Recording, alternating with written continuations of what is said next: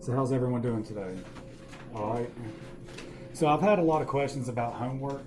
People want me to work out different problems from chapters 1 or chapter 2. My plan is to try to get through as much as this chapter 2 PowerPoint today, and then spend most of Friday just working on chapters 1 and 2 homework and just answering any questions anyone has and making sure we're on the same page before we move to chapter 3. Does that sound good to everybody? And if we have time today, then I'll try to answer a couple of the questions that was asked of me through email. So just hang in there, keep working on them. I know you still have time before it's due, and like I said, we'll pretty much work on all problems on Friday to make sure everyone's understanding what's going on. Okay, so we left off on Monday with the chart of accounts for Net Solution, right? We had discussed the balance sheet accounts, and then now we're going to get to the income statement accounts. So pretty much, remember, the chart of accounts is just a listing of the accounts that are relevant to a company, right? So meaning that those are the accounts that we're going to account for transactions in. And this is just the listing of the chart of accounts. So cash will be listed as number 11, supplies 14, land 17, same thing over here, fees earned 41. So that's just the listing of what the chart of accounts are, right? Does that make sense to everybody? So what would be the entry if I'm concerned with revenue with fees earned? How would I identify fees earned? By number 41, right? So that's all that's saying. That's how you identify the accounts. It's a numerical listing of the accounts. That's all a chart of accounts is. These are just the relevant accounts for Net Solution. Why does it skip numbers?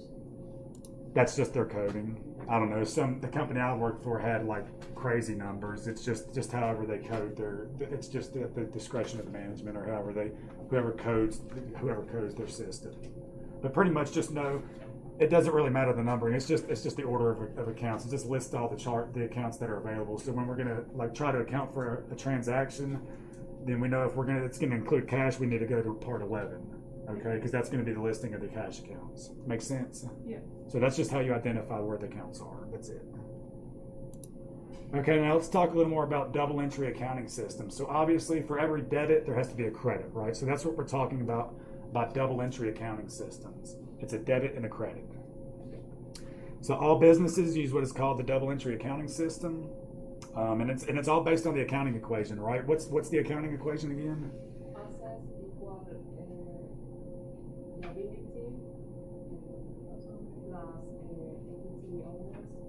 Right. So assets equals liabilities plus equities, right?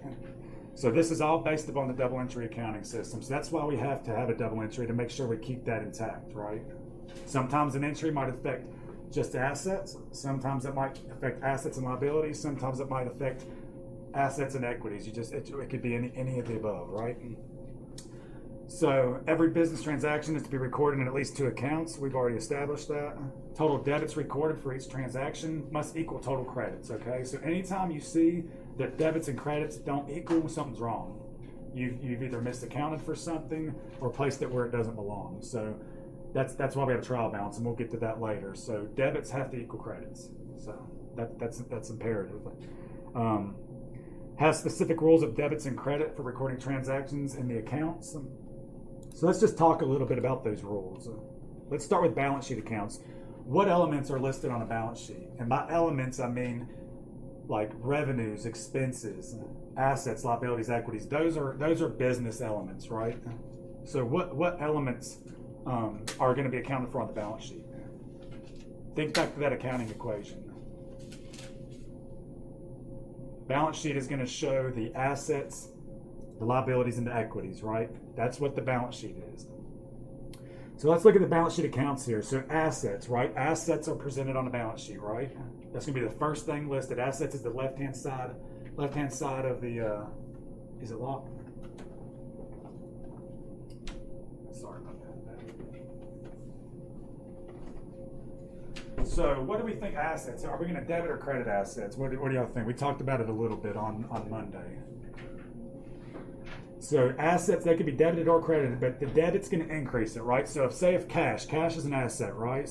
So if I've made a transaction and I've sold something to a customer, and when I receive that cash, my entry is going to be a debit for the cash, right? That's going to increase that account. So every time I debit the asset cash, that account is going to grow larger and larger. So on the financial statements, if I have one transaction and I debit it for $5 for cash, the financial statement on the balance sheet will say $5. If I do another transaction and receive more cash, say $10, if I debit that cash account for $10, then it's going to say $15. If I credit that cash account, it's going to reduce it. Remember that T account we talked about earlier?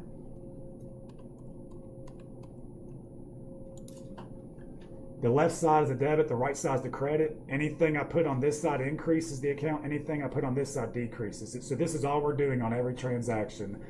Every transaction has its own account, okay? So assets, debit for increases, credit for decreases. What about liabilities? Debit for decreases, credit for increases. It's complete opposite for liabilities. So if I sell something to you all, say if I buy something on account from you all, right? So I'm receiving something from you all, like a good or a service. So I'm going to receive an asset, so I will debit that asset. Say it's a piece of property. I'm going to debit that property for the value, right? That's my debit. But I haven't paid you yet. So I'm going to credit the liability, which will increase it. So my asset, I'm receiving an asset, so I'm debiting it, right? Assets are debits, right, to increase. So I've debited the asset, it's increasing. I haven't paid for it, so I'm going to credit the liability. It's increasing. See how assets are original debits, liabilities are credits. That keeps our equation intact, right? That makes sense to everybody. So assets are, what increases the asset account? Our debit or credit? What about a liability account? What decreases a liability account? Debit decreases it. What increases the liability account? Okay, now owner's equity. It's going to be the same rules as for liabilities. Debit decreases owner's equity, credit increases it. Do you see a trend here? Do you notice that the debit for increases, credit for decreases is on the left side of the equation? On the right side of the equation, it's the complete opposite, and it holds true for both of them. So in essence, that's what keeps our equation in balance. I cannot stress enough how important this is to learn this double entry accounting system. If you learn what items or what elements are supposed to be debits to increase and credits to decrease, your life is going to be so much easier in accounting. This is one of the hardest things, in my opinion, to remember for accounting, and it's going to haunt you all the way through if you decide to do accounting, if you don't learn your double entry accounting system. So learn the elements and learn the rules of whether they're debits or credits and how they're going to increase or decrease the accounts, and it's going to make life so much easier. So is everyone good on the balance sheet accounts on debits and credits? Does that make sense? Let's talk about income statement accounts. Once again, what does an income statement? What's the purpose of an income statement? It's to measure the revenues, expenses, and gains and losses of a company, right? So therefore, if we're measuring the revenues and expenses, we're trying to measure the performance of a company, right, for a period of time. So how profitable is that company during that period of time? So obviously, revenues and expenses. Revenues is what we're bringing in when we sell stuff, right? Expenses is the cost incurred to produce those revenues, right? I think everyone knows when you bring money in, that's money coming in, that's a revenue. If you have to spend money, you've just had the personal expense, right? So no different here. So that's what the income statement is for. So obviously, therefore, we're going to have the revenue accounts and expense accounts on the income statement. Revenue accounts are going to be debited for decreases, okay, and credited for increases. Does that make sense? So debit for decreases on revenues and credit for increases. Let's think about that for a minute. So let's say I've sold one of my, let's say we're going to be selling shoes right now. Let's say I sold a pair of shoes for $100, right? So let's say the person that bought those shoes paid me cash, okay? Cash is what? What type of element is cash? And I'm receiving it, right? So in order for me to increase my cash account, what do I have to do? Debit or credit that cash? To increase. Remember, assets are debits to increase, right? Okay? So I've sold a pair of shoes, and I'm doing that for what? Revenue, right? To produce revenue, because that's how we're making money, is selling shoes. So if I've sold shoes, someone gave me cash, I debit cash, right? Because debits increase assets, right? Because I'm getting more of an asset of cash. And then I've made money off it. I've made revenue, right? So how do we keep that in balance? If I've debited cash, I have to credit revenue, right? So that's why credits increase revenue accounts. Does that make sense to everybody? I mean, I know they go back and forth, they're opposite, but it makes sense if you think about it. So revenues, debit for decreases, credit for increases. What about expense accounts? Debits increase expenses and credits decrease expenses. Okay, let's think about that for a basic transaction too. So debits increase expenses, credit decreases it. So let's say that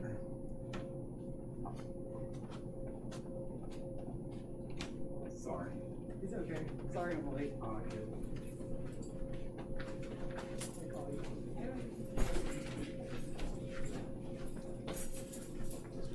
Okay, so once again, debit increases expense accounts, credit decreases it. So let's think, say if I incurred an expense, right? So say I paid for a water bill, okay? Say we have a water bill due at the end of the month. So if I've incurred an expense, right? I have to pay money for that bill, right? So I'm gonna give them cash. So let's think about, if I'm incurring an expense, I've incurred an expense, so I have to debit an expense, right? That's the debit because it's gonna increase my expense. But I'm going to pay with that expense with cash, right? So if I'm giving you cash, how do I reduce my cash account? It's an asset. What reduces cash? Credit, right? Remember, assets, debits increase assets, credits decrease assets. So if I'm incurring expense, if I'm paying for a water bill, I debit the expense and credit cash because I'm giving you all cash. So my asset of cash is reduced, so I have to credit that account to reduce it, but I debit the expense to increase my expense account. The expense account is going to hit your profit and loss as an expense, and then the cash is going to be reduced on your balance sheet. Okay? Does it make sense? Anyone unclear on that?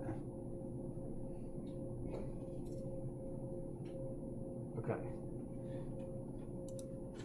Owner withdrawals. This is just if an owner has capital or money in a business and they want to pull it out. So debit increases the drawing account. Credit decreases it, okay? So let's think about this too. Say if I'm an owner of a company, right, and I have like $20,000 in the company's bank account, right, and I want to pull some money out, right? So we know cash is an asset, right? Increases in cash, how do we increase the cash account? Debit, right? So if I'm going to draw money out of the business, if I want to make a drawing on my account, obviously, money has to leave the building, right? So the credit side is going to reduce the cash that I'm pulling out, and the debit increases my drawing that I took because that's the debit that I drew out, and then the cash has to leave, so it has to credit the cash out. So this is the drawing account. Everyone clear on that? Drawing account will be used less than any other account. So if there's any of them that you're overwhelmed and don't want to learn, don't learn that one. But still, I want you to learn it. But the other ones are way more repetitive in how you're going to see them. The drawing account isn't used nearly as much as the other ones. I know it sounds a lot. We're going to go through examples and break down how it affects it and how we account for it. So just bear with me. So normal balances. The sum of the increases in an account is usually equal to or greater than the sum of the decrease in the account. So what they're meaning by that, the normal balance of an account is either a debit or a credit, okay, depending on whether the increases in the account are recorded as debits or credits. So what's that mean? So cash, let's go back to cash. That's an asset, right? A normal balance in a cash account is going to be a debit because debits increase it, right? Therefore, the normal liability balance in an account should be a what? Liabilities are credits, remember? Original credits. So if it's an original credit, then the original balance in the liability should be a credit balance, right? Does that make sense?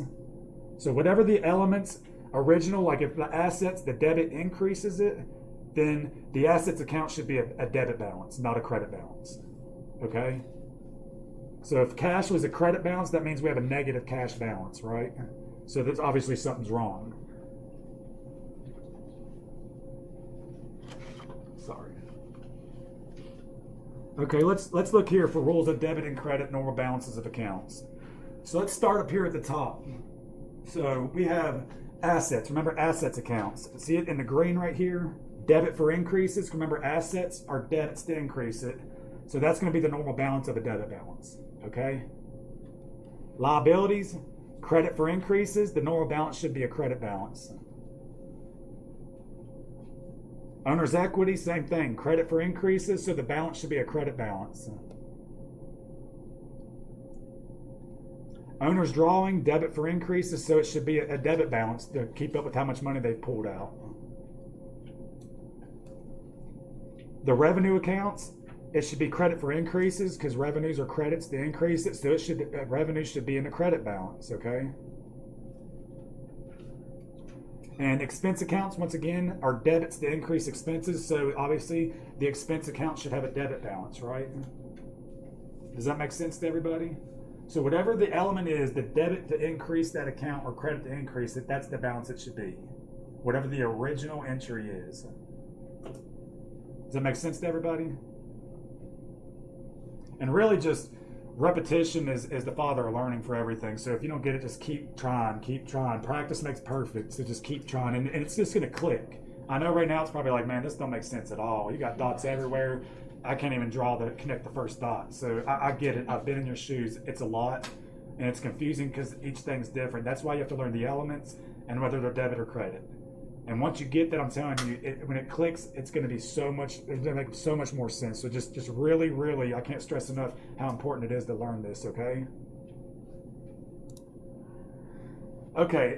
Let's do this example exercise right here, based on the rules of debit and credit and normal balances. So let's just, for each of these, let's just state for each of these events right here, or these transactions, let's just talk about whether it's going to be either a debit, if they can be debited or credited, and then what the normal balance should be, either debit or credit. Make sense? So let's look at this first one with Amber Saunders drawing. Obviously the answer's here, so we're just going to go through it, but let's just think through this as we talk about it. So Amber Saunders drawing, right? Debit entries only, right? Because they're drawing money out. So it's only be a debit entry in that case. Okay? And it has a normal debit balance because it's a debit entry, right? Makes sense? What about accounts payable? What is accounts payable? Is it an asset or a liability? Liability. Right. Why is it a liability? Because it's coming out. I don't know. Because we've received a good or a service, but we haven't paid for it yet, right? Just like swiping your credit card, you've already bought that service, you've received whatever you purchased, but you still owe that account payable to the credit card company. So that's why it's a liability, because we owe something for something we've received. What about accounts payable? It's debit and credit entries, right? Because liabilities can be increased and decreased, right? So as you incur liabilities, you increase them. As you satisfy liabilities, you decrease them. But what is the balance that a liability should be? It should be a normal credit balance, right? Because credits increase the account of liabilities. Let's look at cash. Cash, what type of element is cash? It's a debit increases, right? But what type of element is it? Why are we debiting it? Because it's an asset. Okay? So once again, cash can either increase or decrease within the business, whether it's coming in or going out, right? So therefore, we could debit or credit it. But what's the normal balance that it should be? Right, why? Because the debit increases that account, so it should be a debit balance normally. But it could be debited or credited based on whether money's coming or going. What about fees earned? Fees earned are what? What type of element? Do what? What are we in business for? Huh? Asset? It's an equity. It's a revenue, right? Revenue. We're in business to make money, right? So fees earned. We've earned money, right? That's a revenue. So it's going to be a credit entry, right? So if I sold you something for cash, you paid me cash. I debit cash because it's an asset. It's increasing, right? But then I credit revenue because I've earned money. So I had to credit the revenue. So it's credit entry only for revenues. Okay, obviously, so it's credit entry only, credits increase revenues. What's the normal balance that a revenue should be? A credit, right?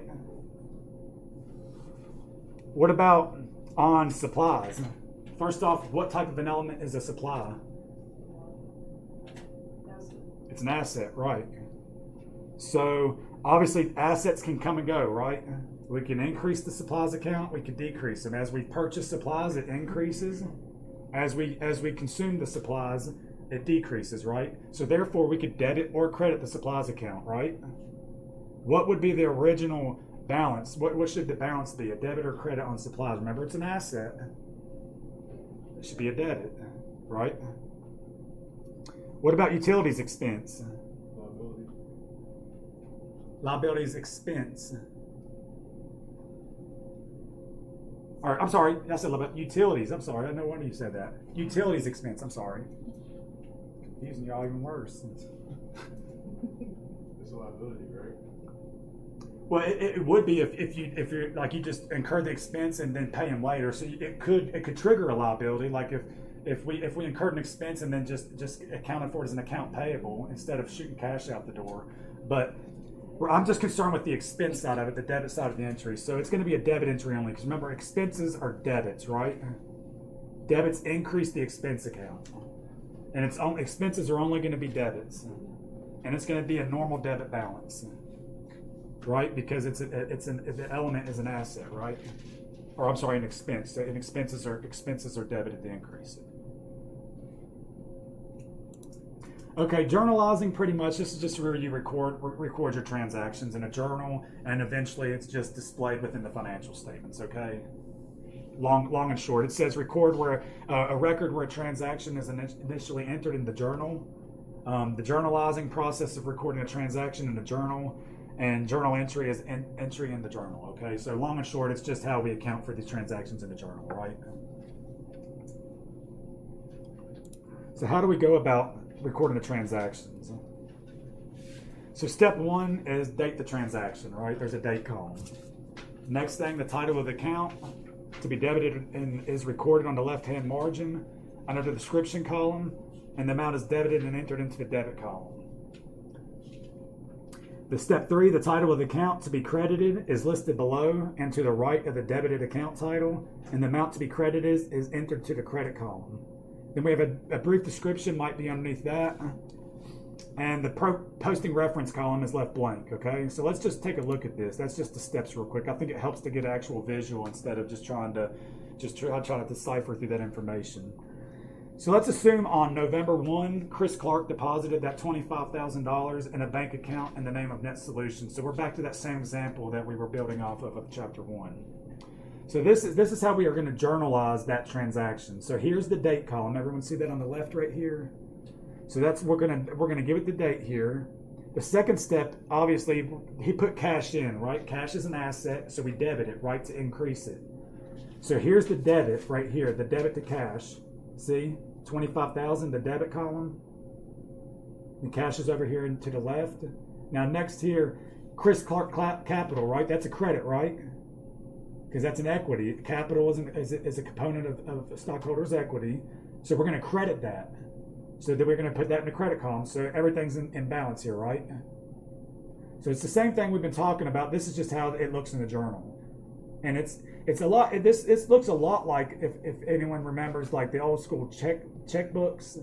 You kind of have your debit, credit columns, and then your transactions and all that good stuff. You record your check number, everything.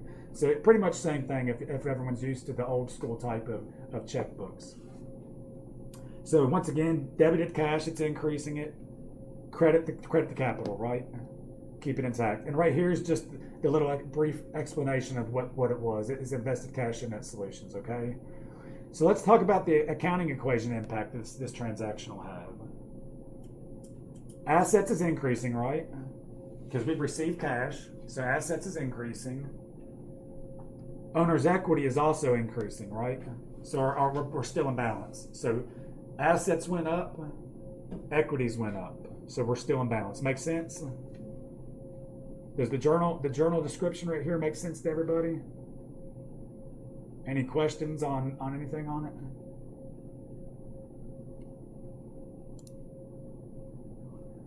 So let's talk about the terminology and the related journal entry accounts. So this right here on the left-hand side is obviously just your common transaction terminology. And then we have the debit or credit, okay? So say we receive cash for services provided. So we provided a service, okay? And now we're receiving that money. This is what the entry is going to look like. We're receiving money. Money is what? Cash is an asset, right? We're receiving it, so our account's increasing. So we have to what? Debit the cash, right? And then credit fees earned because we've provided that service, right? That's the whole point of being in business, is to make money and provide that service or good, right? So when we receive that money, it's an asset, it's a debit to increase it. So we're going to debit cash and then credit fees earned. Make sense? Services provided on account. Okay, let's talk about that. What do you mean if we provide service on an account?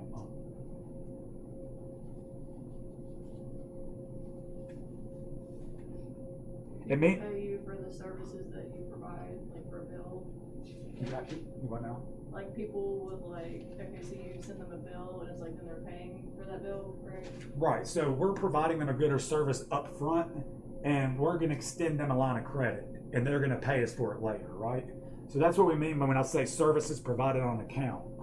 So we provided that service. So therefore, how are we? If we're not going to receive money now, then how are we going to? We know we have an asset, right? Because we provided a good or service, so they owe us for something, but we're not getting cash. So if we're not getting cash now, what type of an asset do we have to set up?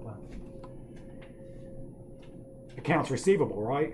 Because they owe us money. Like I said, if you loan me money, you're going to make a little note to yourself, either write it down or remember it. Like, okay, he owes me money, so I've got an account receivable from Nathan, right? So you're going to keep up with it. This is just how they do it. They debit the account receivable to keep track of what they let go, right? But the credit's still going to be fees earned, right? Because we're on accrual accounting, right? We're not concerned about when cash is exchanging hands, right? We're worried about the economic transaction or event, the date that it took place. So therefore, if we don't receive that cash, we set up an accounts receivable, which is accounts receivable is what type of element?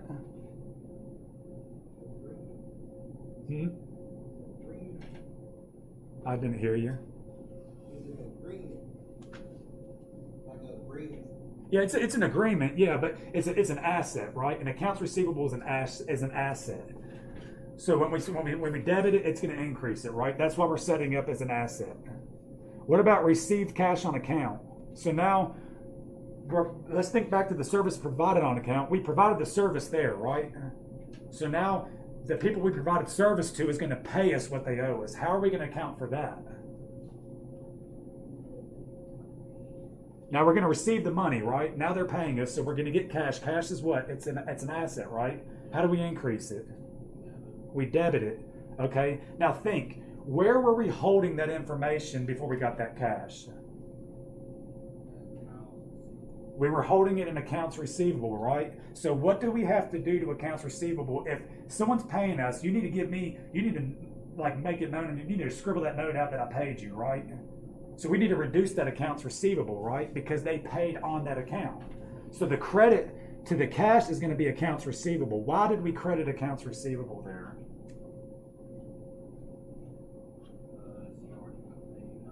Because we got paid, so therefore that receivable is null, right? It's irrelevant now because it doesn't exist. We have to reduce it because that person no longer owes us that money. So we don't have anything receivable from them because they already paid us. So that makes sense how assets are debited to increase and then credit to decrease. That's how we keep them in line. So when we sold it on account, we debited accounts receivable because they didn't give us any money, but we still counted our revenue at that point in time. So the money was earned. So then when we do receive the cash, the only thing that's affected on the accounting equation is assets. All we've done is just merely exchange the reduced accounts receivable and increased cash. So assets is still the same. It's just we've just changed the component of assets, meaning it's just switched from an account receivable to cash. Does that make sense? Okay, now let's talk about purchase on account. Okay, so now we're buying something on account. So now someone else, a company, is going to give us an asset or provide a service to us, right? And we're not going to pay them. I got you later, okay? I'm going to pay you later. So what's going to be the entry on that? Obviously, we're going to debit an asset account for whatever we're receiving, right? So if we're purchasing something on account, let's say we purchase a machine, right? So we're going to debit the machine for whatever the cost was, right? Then what about the credit side of it? We're not giving them cash, so we're not going to reduce cash by crediting it. We're going to increase a liability, right? What liability is going to be relevant? If we owe someone else, it's going to be an account payable, right? So if we're purchasing something on account, we're going to record the asset. Assets are what? debits increase them. And if I'm not paying you with an asset, so I'm not going to credit an asset account, I'm going to credit a liability account because I owe you. So I'm receiving an asset. The left side of the equation, assets, is increasing by the amount I paid for it. I haven't paid them for it yet, so my liabilities is going to increase as an accounts payable. So we're still intact. Does that make sense? Anyone not sure on that? Okay, now let's talk about if we paid on that account, right? So now I'm calling them up. I'm like, hey, I got your money. I'm gonna go ahead and pay you for that machine that I purchased last month, right? So how am I gonna account for that? And credit what?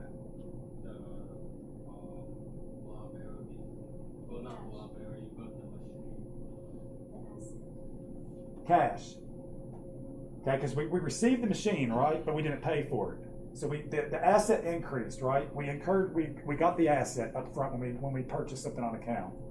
But we didn't pay him, so we said, okay, I'm going to take the machine now, so we debit that asset for how much it cost us.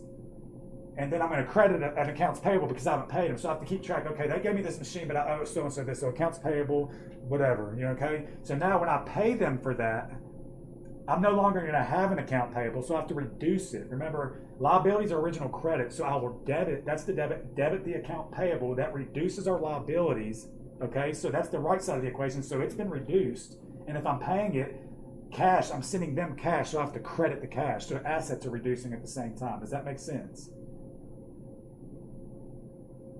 So I owe them the money. It's an account payable. It's a liability. It's an original credit. So in order to reduce that credit balance, I have to debit that credit, the account payable, and then give them cash to reduce the asset. So it has to be credited. That's the debit credit. Everyone good?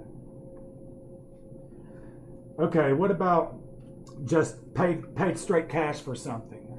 We've either acquired an asset or we incurred an expense, but this time we just paid straight cash for it. What would be the entry in this case?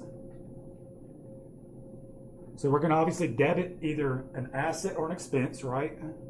Depending on whether we just paid a bill or whether we purchased a machine or purchased some type of inventory, right? So that's going to determine whether, because remember, assets and expenses are debits, right? So depending on the nature of the transaction is determine whether I debit an asset or an expense. On the other hand, if I'm paying cash for it, what's the credit going to be? It's going to be cash, right? Because I'm paying for it. So this right here, obviously, just is straight up just you're paying for whatever you get up front. You're incurring an expense, receiving an asset, and you're just paying cash for it. What about owner investments?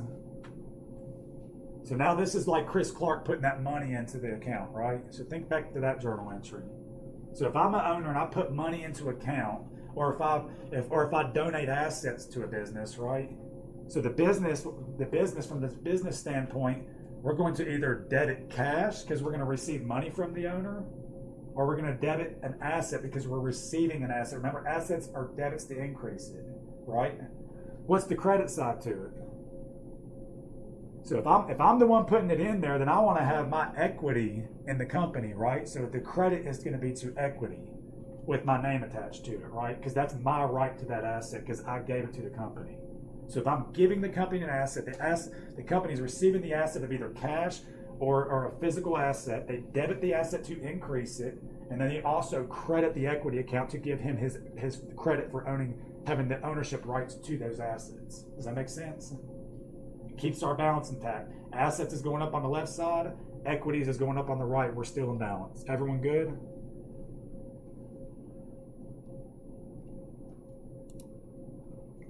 Okay, let's look at the next transaction. On November 5th, Net Solutions paid $20,000 for the purchase of land as a future building site, okay? So obviously we can see here we have the date here. Land, we're incurring land, right? That's what we're receiving. So land is an asset, right? So we debit it to increase it, right? So we've debited land, $20,000. We paid cash, $20,000. Cash is an asset. How do we reduce the cash account? We credit it, okay? What's the effect on the accounting equation here? It's all dealing with assets, right? It does not affect the right side of it all because we're receiving an asset, land that we purchased, and we're giving up an asset. So assets of land is going to increase by $20,000, cash will decrease by 20,000. Assets are still intact, your formula is still intact. Makes sense? Transaction C. So let's say on November 10th, Net Solutions purchased supplies on account for $1,350. Once again, we're receiving supplies, right? Supplies are what type of element? Right. What increases assets?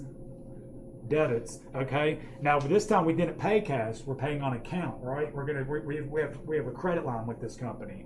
So if we're receiving supplies and I haven't paid them yet, what have I incurred? A payable, which is what?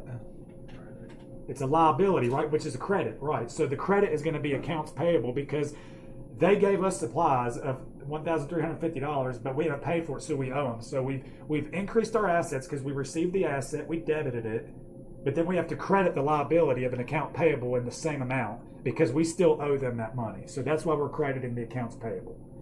This is just a little memorandum here, just little purchase supplies on account. So let's talk about the accounting equation. Once again, we're receiving supplies. That's an asset. So your asset, the left side's going up. But also we haven't paid them yet. So we've incurred a liability, meaning we owe something to an outsider. That's increased as well. So we're still intact. Make sense to everybody? Okay, now on November 18th, Net Solutions received cash of $7,500 from customers for services provided, okay? So this is what we're talking about. Now we're receiving money down the road for something we provided in the past, right? So let's think about that. So, no, I'm sorry. This is just paid right up front. I'm sorry. So this is just the service provided at the point in time, and they're paying cash for it. We're not going to extend credit. So obviously, if we're providing a service, if they're paying us cash, that's money coming into the company, right? Cash is an asset, so we want to debit it, right? Because it's going to increase our cash account. There's our debit to cash. And then if we provided the services, what are we in business for? To earn what? Money, also known as revenue, right? So obviously, if we receive the cash for a service provided, then the credit to that cash is going to be a revenue account, right? So fees earned, because we've made money off it. And the fees earned directly affects the equity, right? It increases the equity of the size. So we're intact here. The assets went up and the equity went up because revenues affect owners' equity in a positive manner, right? Okay, on November 30th, Net Solutions incurred the following expenses: wages of $2,125, rent of $800, utilities of $450, and a miscellaneous expense of $275. So let's look at this entry here.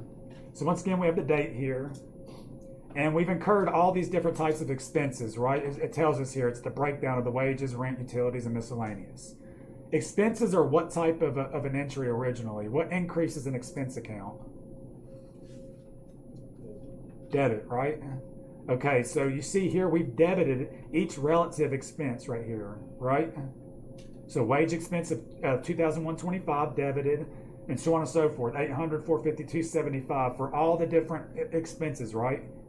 And we've itemized the expenses so we can keep track of what each expense was. But notice here, the credit, we just credited cash in the full amount of the sum of all the expenses.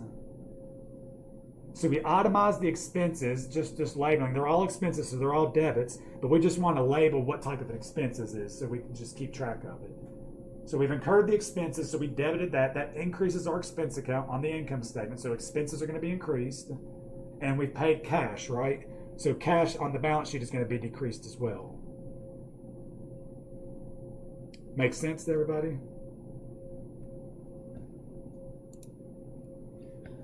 Okay, on November 30th, Net Solutions paid creditors on account of $950. So once again, this is where we owe money to some outsiders, to some creditors, right? Because they provided us a good or service in the past, and now we're going to pay for that good or service, right?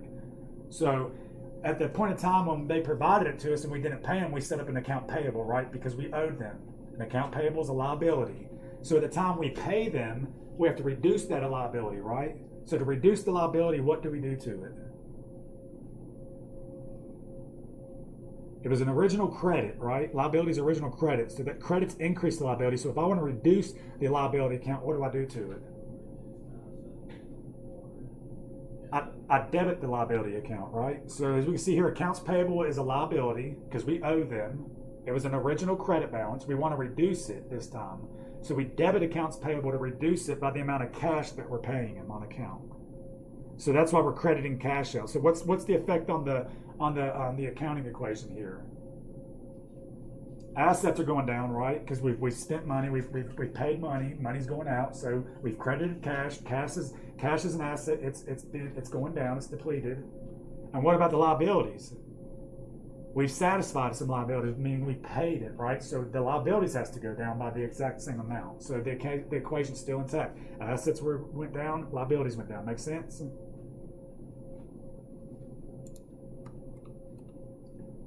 Okay, this time they purchased 1,350 supplies on November 10th. Chris Clark determined that the cost of supplies on hand on November 30th was $550. So this is how we're looking at supplies at one point and at another point. And the difference between the two is going to be how much we consumed or how much we used, okay? So it's saying right here that they purchased $1,350 worth of supplies on November 10th, okay? 20 days later, there was only $550 of supplies worth on account or on hand, right? So obviously, the supplies used is going to be the 1,350, backing out the ending amount, and the difference between the two is what we've consumed or used, okay? Makes sense to everybody? So the entry we need to make to account for that, we need to incur an expense, a supplies expense, right? Because we've used up these supplies, so that's an expense to us because we've incurred that expense now. And then we want to credit supplies to reduce our supplies account. Because remember, supplies are an asset, original debit balance to increase it.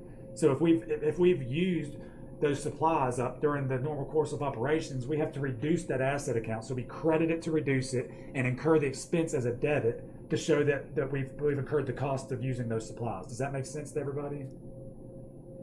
So once again, the effect on the accounting equation, obviously assets are decreasing because supplies are going down, and then the supplies expense will have the positive the increase on the owner's equity for the expense.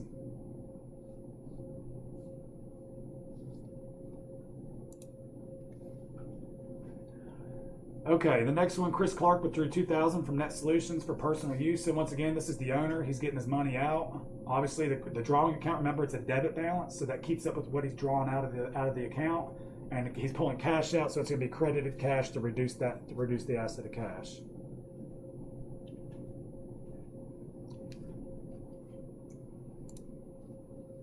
Okay, let's look at this one. So let's prepare a journal entry for the purchase of a truck on June 3rd for $42,500. We're going to pay $8,500 in cash and the remainder on account. So this right here is what it's going to look like. So on June 3rd, obviously we have our little date here, but a truck is what? It's an asset to a company, right? It's a fixed asset, right? Because they're going to use that truck to either make runs, make deliveries, so it's going to produce money for them. So it's an asset, right?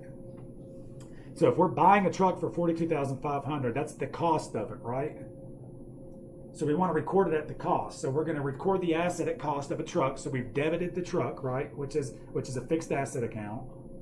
But it says here we paid $8,500 in cash and the remainder is on account, right? So if we paid cash of $8,500, we need to reduce the cash account, right? So we credit cash because it's going out, right? It's reducing the cash account. The other, it says that we did the remainder on account. That triggers a liability, right? So we set up the account payable for the difference between, the $8,500 and the $42,500, which is $34,000. Does that make sense? So we've received an asset, a truck, right? We purchased a truck. Assets are debit entries to increase it. So if we receive the truck, our asset account is going to be worth more. So we debit it for the cost of the truck. And then we credit cash for the portion that we paid in cash to reduce the cash account because that's money going out. And then we incurred a liability, which is a liability is a credit account, right? Which increases the liability account. So this right here, asset account increased for fixed assets, asset decreased by cash going out because it's credited, and liabilities increased.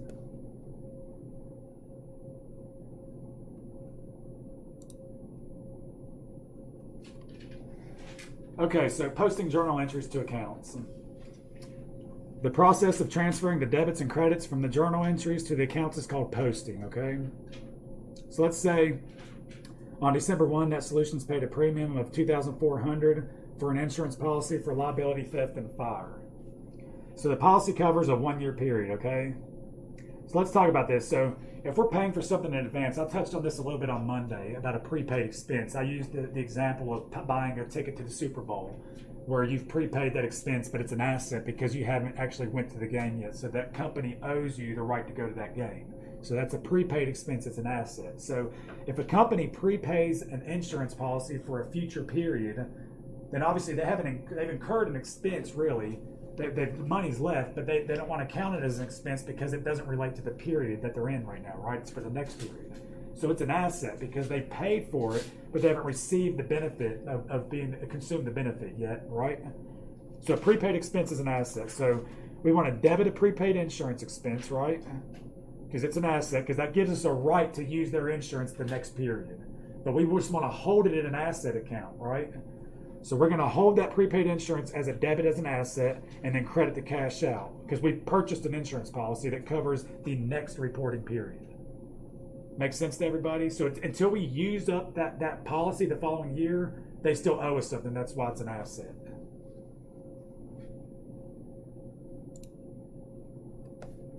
So the debits and credits for each journal entry are going to be posted to the accounts in the order in which they occur in the journal. So the debit portion of the December 1st journal entry on the previous slide is going to be posted to the prepaid insurance account using the following 4 steps. The first step, the date of the transaction entered to the date column. Same thing here, the debit to the debit column and the credit to the credit. Same thing we've been seeing with the other stuff right here. So pretty much it's the same thing, but this time it's actually posting to the actual statements.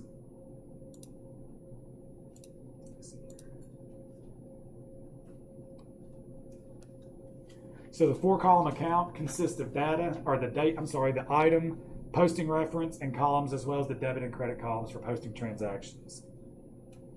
And also consists of the balance of the debits and credit columns for indicating the current balance of the account, sometimes called a running balance. So pretty much it's just the running balance. Every time you debit and credit, the overall balance changes, obviously, because it increases, it decreases it.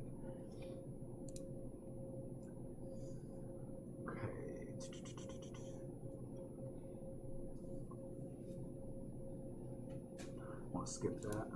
It just looks more confusing. I'll explain that when we go over homework problems.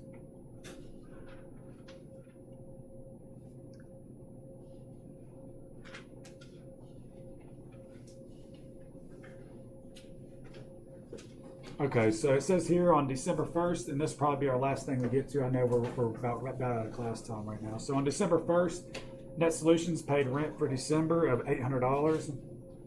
The company from which Net Solutions is renting its office space now requires the payment of rent on the 1st of each month rather than at the end of each month. So obviously the rent expense is going to be incurred at the 1st of the month right now. So rent expense will be our debit because remember expenses are debit accounts, right? Debits increase the expense account and we paid the cash out, right? So $800 cash, that's reducing our asset account. Same thing, assets are being decreased. And the rent expense has the effect on the owner's equity, so it keeps it intact right there. You can see here, notice the little numbers here. What do you think that relates to?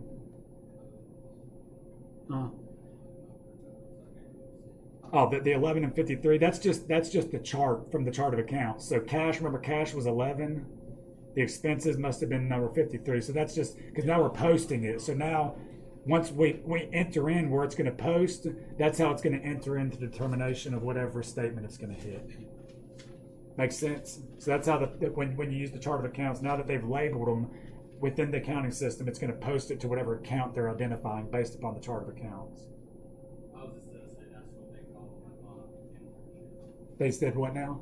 That's what they call them.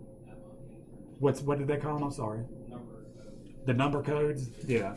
And like I said, just whatever the preference of the company, but that's pretty much what it is. So you know what it looks like in real life. Then the number identifies whatever the account is all that is. Okay, that's it. We do have quite a bit more slides, but honestly, I think Friday I'm going to go ahead and and just jump into doing the homework because it'll explain this. And if I'll pull out any relevant slides instead of trying to get through it because I don't want to get too behind on this stuff. So Friday we'll plan on working on the homework as far as chapter 1 and chapter 2, the questions that you all find the most difficult. And if we have time, we'll work through all of them. I doubt we'll have time to do them all, but we'll try to pick out the most difficult out of each one, or if ones that you are in particular struggling with, and we'll approach those and work through them in class on Friday to help everyone out. Everyone doing all right with everything? I haven't lost anyone too much. Okay, well, just keep practicing, work on your homework, struggle through it. Like I said, we'll review it on Friday. And remember, the quizzes are posted as well. So.